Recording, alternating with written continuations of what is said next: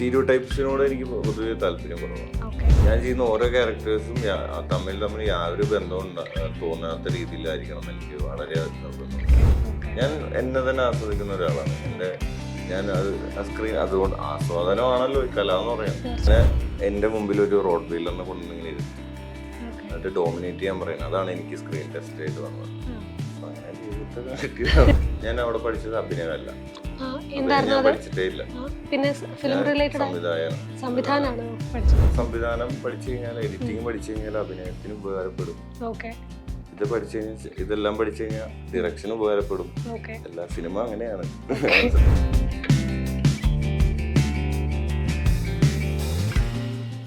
ഇപ്പൊ ഒരുപാട് യാത്രകൾ ചെയ്തൊരു വ്യക്തിയാണെന്ന് പറഞ്ഞു.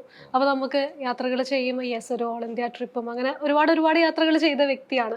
ഒരുപാട് മനുഷ്യന്മാരെ നേരത്തെ പറഞ്ഞതുപോലെ നമ്മൾ ഒബ്സർവ് ചെയ്യുന്നുണ്ട്, കാണുന്നുണ്ട്, തലയിലേക്ക് രജിസ്റ്റർ ചെയ്ത് വെക്കുന്നുണ്ട്. അതിനിടയിൽ നമ്മൾ കേരളത്തിലെയും നമ്മളിപ്പം ഒരുപാട് ഇത്തരം അനുഭവങ്ങൾ നേരിട്ട് ഒരുപാട് മനുഷ്യന്മാരെയും ഒക്കെ നേരിട്ടും അല്ലാതെയും കണ്ടുകൊണ്ടിരിക്കുന്നുണ്ട്. അപ്പൊ നമ്മളൊന്ന് വെറുതെയെങ്കിലും നമ്മളൊന്ന് താരതമ്യം ചെയ്യുമ്പോൾ എന്താണ് എന്തെങ്കിലുമൊക്കെ പറയാനുണ്ടോ? അതായത് എന്തെങ്കിലും മാറ്റം സംഭവിച്ചിട്ടുണ്ടോ? മാറ്റമല്ല, നമ്മളിപ്പോ ഒരുപാട് നാടുകളിലൊക്കെ പോയതാണ്. കേരളത്തിന് കേരളത്തിനെ പറ്റിയിട്ട് കേരളത്തിലെ ആൾക്കാർ, അതായത് അക്ഷയ്ക്ക് ഒരുപാട് അനുഭവങ്ങൾ ഉണ്ടായിട്ടുണ്ട്. മെന്റാലിറ്റി എന്തെങ്കിലും കമ്പയർ ചെയ്യാനുണ്ടോ? എന്താന്ന് വെച്ച് കഴിഞ്ഞാൽ ഓരോ സ്ഥലങ്ങൾക്കും ഓരോ അവരുടേതായിട്ടുള്ള പൊതുവായിട്ടുള്ള ഒരു ചെയിൻ റിയാക്ഷൻ പോലത്തെ ഒരു പരിപാടി അവിടെ ഉണ്ടാവും. ഇപ്പൊ ഒരു എക്സാമ്പിൾ പറഞ്ഞുതരാം. ഭയങ്കര ഡൈവേഴ്സ് ആയിട്ടുള്ള ഒരു കൺട്രിയിലാണ് നമ്മൾ ജീവിക്കുന്നത്, മനസ്സിലായോ? ഇപ്പൊ അങ്കമാലി ആലുവയിലോട്ട് എത്തുമ്പോഴത്തേക്കും ഭാഷ മാറി, മനസ്സിലായോ? അതേപോലെ തന്നെ സ്വഭാവവും കുറെയൊക്കെ മാറുന്നുണ്ട്. കൊച്ചിയിലോട്ട് എത്തുമ്പോഴും സ്വഭാവവും മാറുന്നുണ്ട്. ഭാഷ മാത്രമല്ല, അവരുടെ രീതികളും പരിപാടികളൊക്കെ മാറുന്നുണ്ട്. എനിക്ക് മനസ്സിലായെന്ന് വെച്ച് കഴിഞ്ഞാൽ കേരളം വിട്ട് എല്ലാ സ്ഥലങ്ങളും അങ്ങനെ പറയാതെ, കേരളത്തിന് കേരളത്തിൻ്റെതായിട്ടുള്ള മോശം വശങ്ങളുണ്ട്. അതായത് മനുഷ്യർക്ക് മോശം വശങ്ങളുണ്ട്, നല്ല വശങ്ങളുണ്ട്. അതുപോലെ തന്നെ അവിടെ മോശം വശങ്ങളുണ്ട്, നല്ല വശങ്ങളുണ്ട്. ഇവിടെ ഉള്ള മോശം വശം ആയിരിക്കില്ല അവിടെ ചിലപ്പോൾ നല്ല വശം. ഇവിടെ നമ്മൾ മോശം എന്ന് പറയുന്നത് ചിലപ്പോൾ അവിടെ നല്ലതായിരിക്കും. ഫോർ എക്സാമ്പിൾ ഞാൻ പറഞ്ഞുതരാം. ഇപ്പോൾ സ്ട്രീറ്റ് ഡോഗ്സിനോടുള്ള സമീപനം കേരളം വിട്ട് കഴിഞ്ഞാൽ മൊത്തത്തിൽ വേറെ, മനസ്സിലായോ? പിന്നെ വയലൻസിന്റെ കാര്യം പറയുകയാണെങ്കിൽ വേറെ. അങ്ങനെ ഓരോ സംസ്ഥാനത്തും ഓരോരോ സ്ഥലങ്ങളിലും അവരുടേതായിട്ടുള്ള രീതികളുണ്ട്. അത് കമ്പാരിസൺ ചെയ്തിട്ടൊന്നും ഒരു കാര്യമൊന്നുമില്ല, മനസ്സിലാക്കിയിരുന്നാൽ മതി. ഈ ഒരു യാത്രക്കിടയിൽ നമ്മള് വല്ലാണ്ട് ഇമോഷണൽ ആയിട്ടോ അല്ലെങ്കിൽ നമുക്ക് വല്ലാണ്ട് ലൈഫിലെ അല്ലെങ്കിൽ ഹൃദയത്തെ ഒക്കെ അഫക്ട് ചെയ്ത രീതിയിൽ എന്തെങ്കിലുമൊക്കെ അനുഭവം ഉണ്ടായിട്ടുണ്ടോ? നമ്മൾ പ്രത്യക്ഷത്തിൽ കണ്ടതോ? പ്രത്യക്ഷത്തിൽ കണ്ടത് ഇല്ല. മോശമായിട്ട് അങ്ങനെ മോശം അനുഭവങ്ങൾ ഉണ്ടായിട്ടുണ്ട്. പക്ഷെ മാനസികമായിട്ട് ബാധിക്കണമെന്നുണ്ടെങ്കിൽ ഒന്നില്ലെങ്കിൽ നമ്മൾ ഇഷ്ടപ്പെടുന്ന അല്ലെങ്കിൽ നമ്മളെ ഇഷ്ടപ്പെടുന്ന ആർക്കെങ്കിലും എന്തെങ്കിലുമൊക്കെ സംഭവിക്കണം. അങ്ങനെ ഒന്നും സംഭവിച്ചു എനിക്ക് സംഭവിച്ചു കഴിഞ്ഞാൽ എനിക്കൊന്നും വലിയ മാനസികമായിട്ട് ബാധിക്കാറില്ല. നമ്മുടെ ഈ ഒരു സോങ്ങിന്റെ കാര്യത്തിലാണെങ്കിലും പ്രത്യേകിച്ച് ഇപ്പൊ നെഗറ്റീവ് കമന്റ്സ് ഒക്കെ ഉണ്ടായപ്പോഴും പ്രത്യേകിച്ചൊന്നും തോന്നിയിട്ടൊന്നുമില്ല. ആൾക്കാരുടെ മെന്റാലിറ്റി കാര്യങ്ങളല്ലേ ഉള്ളൂ. നടന്റെ ജീവിതത്തിൽ അതൊക്കെ സ്വാഭാവികമായിട്ട് സംഭവിക്കാവുന്നത് നമ്മൾ നേരത്തെ. അല്ല, ഇപ്പൊ നമ്മളൊരു ഇനീഷ്യൽ ടൈം ആകുമ്പോ നമുക്ക് പെട്ടെന്ന് എങ്ങനെയാണ് അത് ബാലൻസ് ചെയ്യേണ്ടെന്നൊരു ഒന്നും ഉണ്ടായിരുന്നില്ല. നമ്മള് ഇപ്പോഴൊന്നും തുടങ്ങിയല്ലോ. പെട്ടെന്ന് നമ്മളെ അച്ഛൻ പ്രൊഡ്യൂസർ ആയിട്ട് കൊണ്ടുവന്ന് ഇട്ടല്ലോ, മനസ്സിലായി? പണ്ട് മുതലേ ഞാൻ 5ാം ക്ലാസ്സിൽ ജൂനിയർ ആർട്ടിസ്റ്റ് ആയിട്ട് പോയിക്കൊണ്ടിരുന്ന, മനസ്സിലായി? അവിടെ മുതലേ വന്നാണ്. ഇതൊക്കെ നമ്മൾ നേരത്തെ ചിന്തിച്ചിട്ടുള്ള കാര്യങ്ങളാണ്. അതുകൊണ്ട് ബാധിക്കണം തോന്നുന്നില്ല. ഇപ്പൊ ചിലപ്പോ പലവർക്കും നമ്മള് മോശമായിട്ടൊക്കെ മനസ്സിലാക്കി വെച്ചിട്ടുണ്ടെങ്കിൽ ഭാവിയിൽ അതൊക്കെ കാലം എന്ന് പറയുന്നത് അങ്ങനെയാണ്. ഇപ്പൊ നമ്മളൊരു നല്ലൊരു സിനിമ വന്ന് ഹിറ്റായി കഴിഞ്ഞാൽ ഈ പറയുന്നവരൊക്കെ തന്നെ നമുക്ക് വേണ്ടിട്ട് കൈയടിക്കും. അതത്രേ ഉള്ളൂ. പിന്നെന്തിനാ അതിനെ പറ്റിയിട്ട് ചിന്തിച്ച് ടെൻഷൻ അടിക്കണേ? നമ്മൾ ചെയ്യേണ്ട ജോലി ചെയ്ത് പോവുക, അത്രേ ഉള്ളൂ. ഞാനിപ്പോ ചെയ്യുന്നുണ്ട്. അത് ഗ്രോത്ത് എന്ന് പറയുന്നത് എന്നെ സംബന്ധിച്ച് അതാണ്. താഴത്തോട്ട് പോകാതിരിക്കുക. ചിലപ്പോ ഹിറ്റ് ആവണമെന്നുണ്ടാവില്ലായിരിക്കും പടം, പക്ഷെ ആസ് ആൻ ആക്ടർ എൻ്റെ ആക്ടിങ്ങിന്റെ സ്കില്ല് ഞാൻ എപ്പോഴും ക്രാഫ്റ്റ് മോളിലോട്ട് തന്നെ ഞാൻ പോവാൻ ശ്രമിച്ചിട്ടുള്ളൂ. ഒരു നടൻ എന്ന രീതിയിൽ ഇനിയിപ്പം എന്തൊക്കെയാണ് ആഗ്രഹങ്ങൾ? ഇഷ്ടപ്പെട്ട ക്യാരക്ടേഴ്സ് ഇങ്ങനെ പല പരിപാടികളുണ്ട്. നമ്മളൊന്ന് കുറച്ചുകൂടി ഒന്ന് ആക്റ്റീവ് ആവണം കാര്യങ്ങളോട്ട്. ഇപ്പം പെർട്ടിക്കുലർ ജോണറിലോ അങ്ങനെ എന്തെങ്കിലും ഒരു ക്യാരക്ടർ ചെയ്യണമെന്നോ അങ്ങനെ എന്തെങ്കിലും ഒരു ആഗ്രഹം ഉണ്ടോ? അല്ലെങ്കിൽ പെർട്ടിക്കുലർ ആയിട്ടുള്ള ഏതെങ്കിലും ആക്ടേഴ്സിന്റെ കൂടെ? നല്ല കലാമൂല്യമുള്ള സിനിമകൾ ചെയ്യണമെന്ന് താല്പര്യമുണ്ട്. കല അത്യാവശ്യം കൊമേഴ്ഷ്യലും ചെയ്യാനും താല്പര്യമുണ്ട്. അങ്ങനെ പല പല പരിപാടികൾ, പിന്നെ പല പല ഭാഷകളിൽ സിനിമകൾ ചെയ്യാൻ താല്പര്യമുണ്ട്. എനിക്ക് മലയാള സിനിമയിൽ മാത്രം ഒതുങ്ങാൻ എനിക്ക് താല്പര്യം. പാൻ ഇന്ത്യൻ ആക്ടർ എന്ന് പറയുന്ന പോലെ തന്നെ യൂണിവേഴ്സൽ അങ്ങനെയൊക്കെ താല്പര്യമുണ്ട്.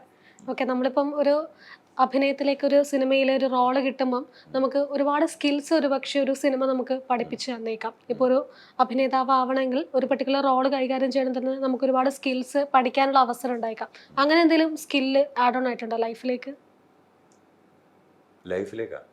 ലൈക്ക് നമുക്കിപ്പം ഒരുപാട് സ്കിൽസ്, ഇപ്പൊ നേരത്തെ പറഞ്ഞ പോലെ അക്ഷയ് പടം വരയ്ക്കുക എന്ന് പറഞ്ഞത് ഓക്കെ, അക്ഷയുടെ ഉള്ളിൽ ഓൾറെഡി ഉള്ളതാണ്. അതുപോലെ തന്നെ അല്ലാണ്ട് പെർട്ടിക്കുലർ ആയിട്ട് എന്തെങ്കിലും സ്കില്ല് പഠിക്കേണ്ടതായിട്ടുള്ള അവസ്ഥ വന്നിട്ടുണ്ടോ ഇങ്ങനെ അഭിനയ മുഹൂർത്തങ്ങൾക്കിടയിൽ? എപ്പോഴും അഭിനയ മുഹൂർത്തങ്ങൾക്കിടയിൽ നിലവില് ഞാൻ ചെറുപ്പം മുതലേ ഈ എല്ലാ പരിപാടിയും അറ്റൻഡ് ചെയ്യുക. ആക്റ്റീവ് ആയിട്ടുള്ള ആളാണ്. എല്ലാ ഇപ്പൊ കലാകായിക മേഖലകളിലും മിക്കതും ഞാൻ കവറപ്പ് ചെയ്ത് ബേസിക് ഒക്കെ നിലവില് പുതുതായിട്ടൊരു സാധനം പഠിക്കേണ്ട വന്നിട്ടില്ല. പക്ഷെ ആഗ്രഹമുണ്ട് അങ്ങനെ പുതുതായിട്ട് പഠിക്കേണ്ട സാധനം സിനിമക്ക് വേണ്ടി. ഇപ്പൊ ഒരു എക്സാമ്പിൾ ഞാൻ പറഞ്ഞുതരാം.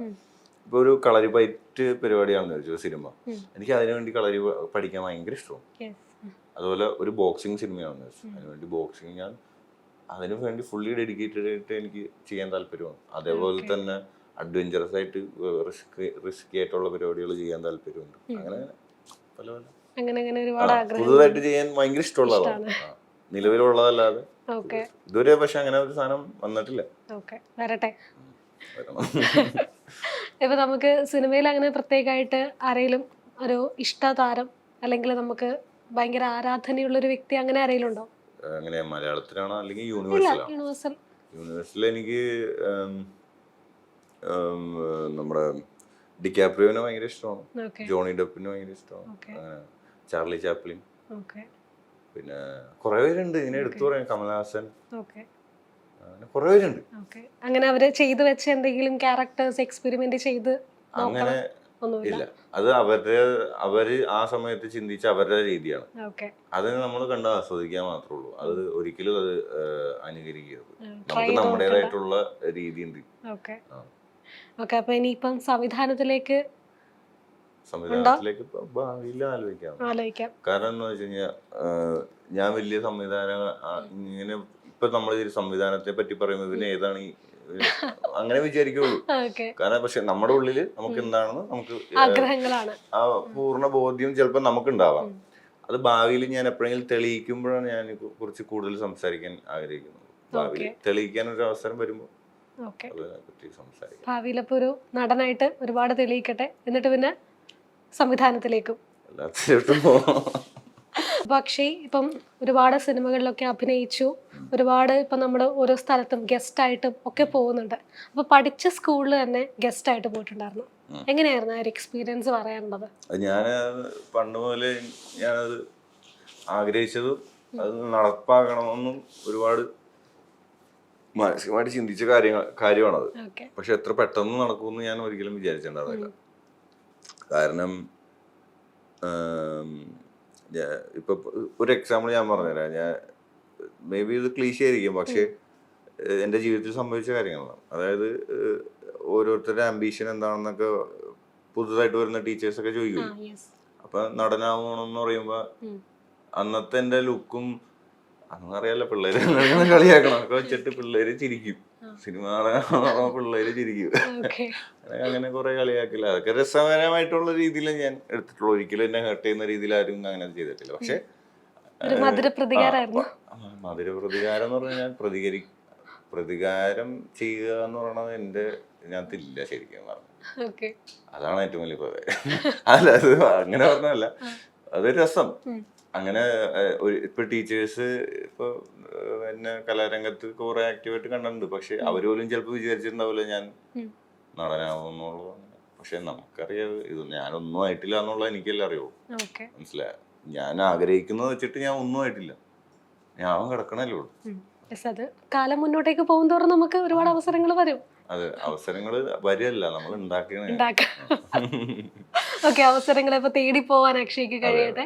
അപ്പൊ ഇതുപോലെ ഈ പറഞ്ഞതുപോലെ ഇപ്പം എന്താ കുറെ വർഷങ്ങൾക്ക് മുൻപ് ടീച്ചർ പറഞ്ഞു, ഐ മീൻ എല്ലാരും കളിയാക്കിയിരുന്നു. പക്ഷെ ഇന്നൊരു സ്വാഭാവിക ഒരു ചെറിയ പ്രായത്തില് കുട്ടികൾക്കിടയിൽ മാത്രമേ ഉണ്ടായിരുന്നു. പക്ഷെ നമുക്ക് അങ്ങനെ ഇപ്പം ഹേർട്ട് ചെയ്തിട്ട് അങ്ങനെ എപ്പോഴേലും ലൈഫിൽ അല്ലെങ്കിൽ ഹൃദയത്തിന് ഒരു ഹേർട്ട് ഉണ്ടായിട്ട് പിന്നെ തിരിച്ച് നമ്മള് യെസ് ഞാൻ ഇന്നതായി എന്ന് പറഞ്ഞ് ഇങ്ങനെ ഒരു ആൻസർ കൊടുക്കേണ്ട ഒരു സിറ്റുവേഷൻസ് എവിടെയെങ്കിലും ഉണ്ടായിട്ടുണ്ടോ? ഇല്ല, നമ്മൾ ആ സ്കൂളിൽ വിട്ടു. വേറെ ഏതെങ്കിലും ഞാൻ പറഞ്ഞുതരാം. അതായത് എല്ലാ ടീച്ചർമാരും നമ്മളടുത്ത് നൈസ് ആയിരിക്കണമെന്നില്ല. പലരും നമ്മളെ ഒരുപാട് മാനസികമായിട്ടൊക്കെ ഉപദ്രവിച്ചവരുണ്ടാവും. ഒരു കാലത്തും നന്നാവൂല എന്ന് പറഞ്ഞ ശപിച്ച ടീച്ചേഴ്സ് ഒക്കെ ഉണ്ടാവും. ടീച്ചേഴ്സ് എന്ന് പറയുമ്പോൾ ഒന്നോ രണ്ടോ പേരില്ല, എണ്ണാവുന്ന കുറച്ച് പേരുണ്ടാവും. അവർ അങ്ങനെ ആലോചിക്കുമ്പോൾ എനിക്ക് ചെറിയൊരു ഇത് തോന്നാവും. കാരണം നമ്മള് പുറത്ത് നിൽക്കുമ്പോഴൊക്കെ ഞാനൊക്കെ ആസ്വദിച്ചാണ് നിക്കണതൊക്കെ, പുറത്തേക്കണൊക്കെ എൻജോയ്മെന്റില്ല. പക്ഷെ അവിടെ വരാനുള്ളതാണ് ഇതൊക്കെ തന്നെ കാണണമെന്നൊക്കെ വിചാരിക്കും. ആ സമയത്ത് വിചാരിച്ചിട്ടുണ്ട്, പുറത്ത് നിക്കുമ്പോ ആ സമയത്ത് വിചാരിച്ചിട്ടുണ്ട്. അപ്പോഴേ ഞാൻ ഇങ്ങനെ ചിന്തിച്ചിട്ടുണ്ട്, ഭാവിയില് അത് നടന്നു. രസമാണ് ജീവിതത്തിലെ രസമല്ലേ. ഇനി അങ്ങനെ നടക്കാൻ എന്തെങ്കിലും ഉണ്ടോ, ഡ്രീം ഉണ്ടോ? ഇനി അങ്ങനത്തെ പരിപാടികളൊന്നുമില്ല. ഇനി എന്താണ് ഈ പറഞ്ഞ പോലെ ഈ തെറി വിളിക്കുന്നവരെ കൊണ്ട് കൈയടിപ്പിക്കാന്നുള്ള അതൊക്കെ ശരിക്കും. അപ്പൊ തെറി വിളിച്ചവനെയൊക്കെ കൊണ്ടുവന്ന് കൈയടിപ്പിക്കണം. ഓക്കെ, നമുക്ക് നോക്കാം. അപ്പൊ ഇപ്പം അഭിനേതാവ് എന്ന നിലയിൽ ഇനിയിപ്പൊ എന്താണ് പുതിയ പുതിയ ആഗ്രഹങ്ങളും സ്വപ്നങ്ങളും ഒക്കെ എന്താണ്? അഭിനേതാവ് എന്നുള്ള നിലയിലുള്ള ആഗ്രഹങ്ങളല്ലേ ഞാൻ നേരത്തെ പറഞ്ഞത്. അല്ല, ഇനിയിപ്പം വേറെ ഏതെങ്കിലും നമുക്കിപ്പം അവാർഡ് ആണെങ്കിലും അച്ചീവ്മെന്റ് ആണെങ്കിലും അങ്ങനെ അങ്ങനെ നമ്മൾ തേടിയെത്തണം, അങ്ങനെ സ്വപ്നങ്ങള് ആഗ്രഹങ്ങൾ അങ്ങനെ അവാർഡിന് വേണ്ടിട്ട് ഒരിക്കലും അഭിനയിക്കരുത്. അവാർഡ് എന്ന് പറഞ്ഞാൽ കിട്ടണമെങ്കിൽ കിട്ടും, അത് അങ്ങനല്ല. അവാർഡ് എന്ന് പറയുന്ന ഒരു മനുഷ്യന്മാരെ തന്നെയല്ലേ ഈ അവാർഡ് തന്നെ. ഏലിയൻസ് ഒന്നും ഒന്നും തന്നെ മനസ്സിലായോ? എക്സാമ്പിൾ ഞാൻ നല്ല നടനാണ് ചീത്ത നടനാണെന്ന് അവര് തീരുമാനിക്കാൻ അവർക്ക് യാതൊരു അധികാരവും ഇല്ല. മനസ്സിലായോ? നമ്മുടെ ഉള്ളിൽ നമ്മൾ എന്താണെന്നുള്ളൊരു വിശ്വാസം, അതിലങ്ങനെ പൊക്കോണ്ടിരിക്കുക. അങ്ങനെ അങ്ങനെ ഒരുപാട് നല്ല ക്യാരക്ടേഴ്സ് ചെയ്ത് പൊക്കോണ്ടിരിക്കുക.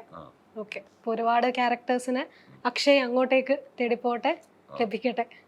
Okay, thank you so much Akshay.